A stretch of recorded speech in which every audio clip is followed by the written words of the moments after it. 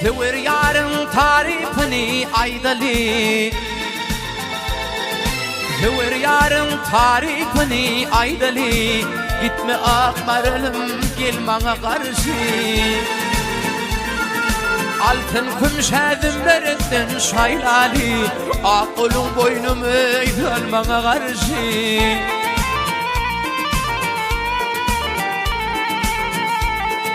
Benim ardım sever yarım oyununu, ağdım yanağım töylim boynunu.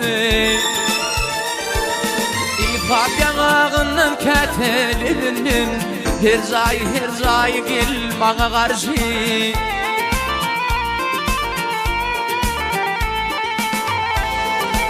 İfak yanağının tuttum koşurdun, her zay gel bana karşı.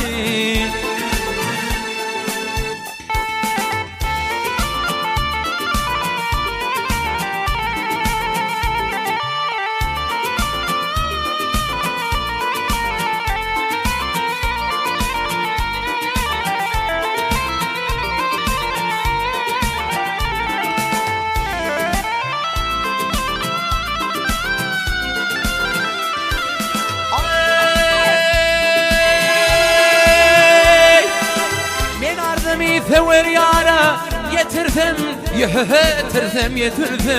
Kızım aklımdan oynap oturdum. Gönlümde var maksat işin bitirdim, emzem levlerimden balmana karşı.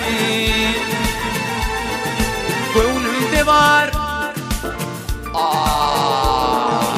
gönlümde var maksat işin bitirdim, emzem levlerimden balmana karşı.